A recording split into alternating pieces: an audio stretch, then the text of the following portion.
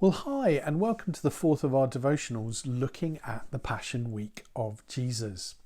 Now, tonight I want to focus on Maundy Thursday, which is the kind of evening when we traditionally remember the Last Supper that Jesus took with his disciples. And flowing from the Last Supper comes the Lord's Supper, or our service of communion. Now, every year as I head into Easter week, I'm very nostalgic in a kind of faith-centered way, and I love pulling all the classic films off the shelf that tell the life and particularly the death and resurrection of Jesus.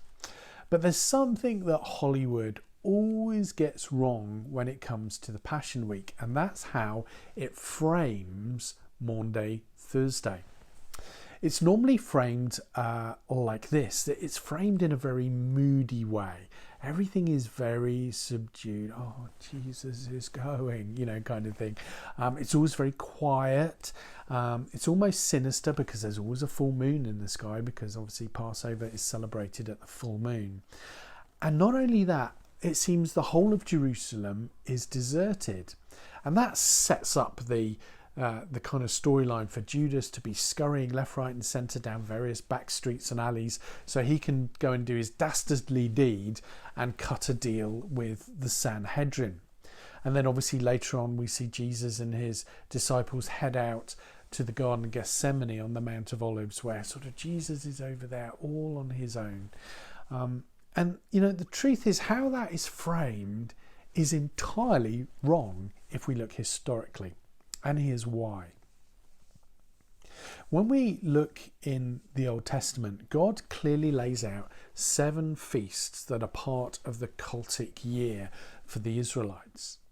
Now, each of those feasts is a really important event in its own way, but 3 of them, it is mandatory for every male to present himself at Jerusalem to celebrate that feast. And those 3 mandatory ones are Passover and Pentecost and the Feast of Tabernacles.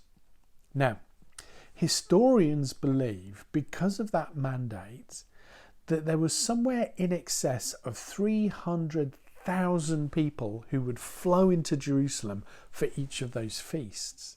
Josephus paints it at well over 1 million. He was well known for not letting the truth get in the way of a good story, and so maybe those numbers are inflated. But even if we just say 300,000, that is an immense amount of people descending on a relatively small city. And so what would happen is those who had money would rent property from locals, a bit like the rich and famous who roll into Wimbledon for the tennis tournament every year. And those who weren't so well off, they'd bring an extra tunic and they would sleep rough effectively for the whole festival. And that's what you find at Wimbledon as well, people queuing on the pavement to buy tickets. But you imagine that number, 300,000 rushing into town. Now, the truth is, it's this evening, Maundy Thursday, the night that starts the Passover day, that we get the Lord's Supper given to us, and from that we get our communion service. And in 25 plus years of being a Christian, that is normally portrayed as being something very dour and solemn and gloomy. And to be honest, I've experienced a lot of heaviness in those kind of services. And yet that's a million miles from the experience of the Jews who were walking that experience with Jesus in the first century. The reality is Jerusalem would have been popping. It would have been absolutely buzzing and fizzing with activity and excitement and so on, for this simple reason. The Passover was the Jews' freedom festival. It was the time when they looked back to the time of Moses and remembered the Exodus, how when they'd put the blood on the doorposts and lintels that the angel of death had passed over, and consequently they had been released from slavery, primarily by God, but by consequence by Pharaoh. It was their big freedom celebration. This was when they were free of oppression because God freed them from their oppressors. And here we are nearly 1,500 years later. And, well, it couldn't have been more pertinent, really. You see, Judea is now under the studded sandal of the Romans. It's a Roman province under Roman law, and they are no longer free as a people. They do what they're told, or else they end up on a cross. The Romans were so concerned about Passover as a festival that it was at that time of year when the local procurator, in this case a guy called Pontius Pilate, would ride with a whole regiment of soldiers from Caesarea Maritima on the coast to Jerusalem to batten down the hatches and make sure that these rebellious Jews who were prone to uprisings would not try and kick the tables over and actually start trouble that meant the Romans were going to have to come in hard and kill lots of people. This is the context in which Luke 22 happens. And I want to read to you from verse 14. And when the hour came, he reclined at the table and the apostles with him. And he said to them, I have earnestly desired to eat this Passover with you before I suffer. For I tell you, I will not eat it until it is fulfilled in the kingdom of God. And he took a cup, and when he had given thanks, he said, Take this and divide it amongst yourselves. For I tell you that from now on I will not drink of the fruit of the vine until the kingdom of God comes. And he took bread, and when he had given thanks, he broke it and gave it to them, saying, This is my body, which is given for you. Do this in remembrance of me. And likewise the cup after they had eaten, saying, This cup that is poured out for you is the new covenant in my blood.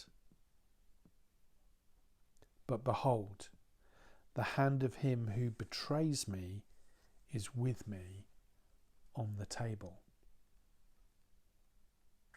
Now, at the time when Jesus was celebrating Passover with his disciples, the Jews celebrated Passover with 4 cups of wine. And this is rooted way, way back in Exodus chapter 6, verses 6 and 7, where God makes some statements about what he's going to do through Moses to the people.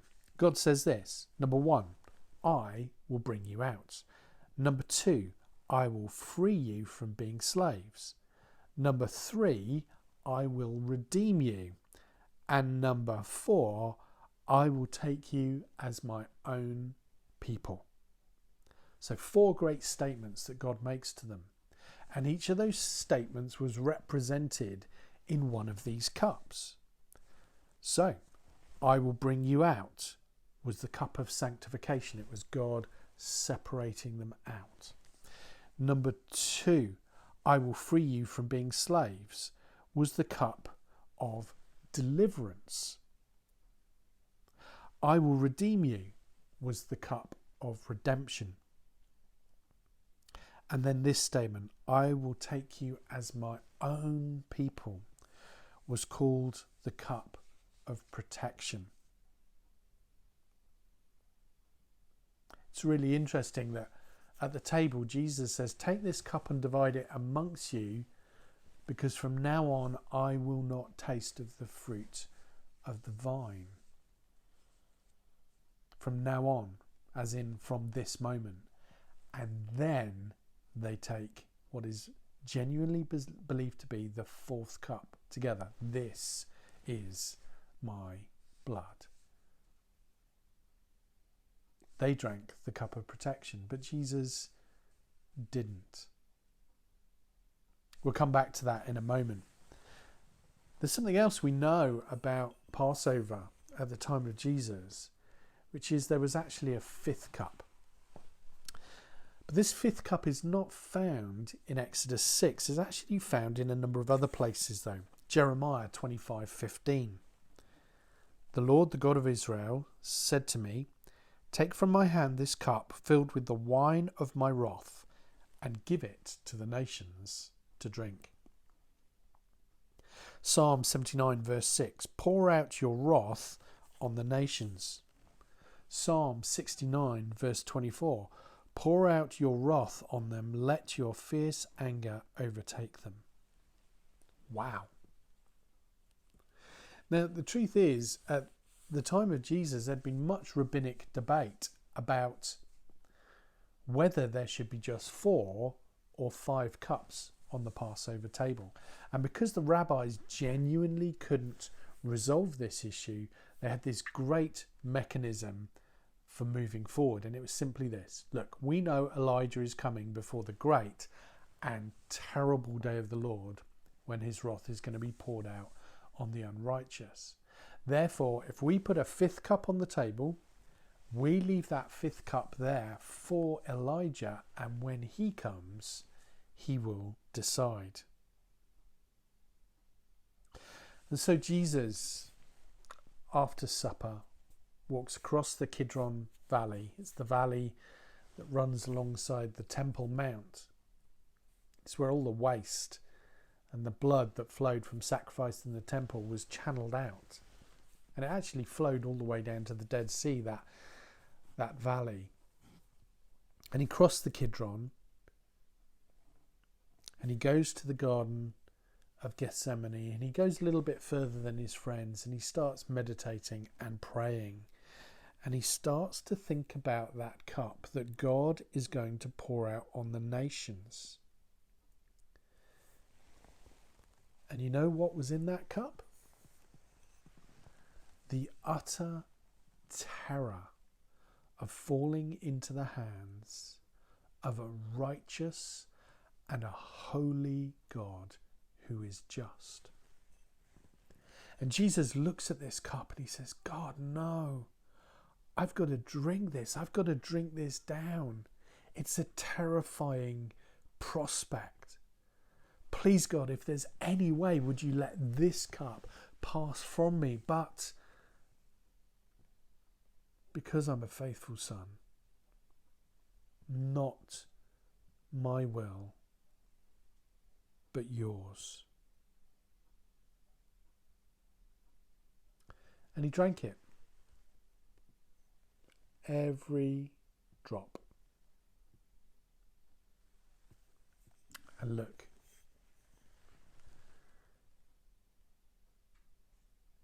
it's now empty. It's now empty.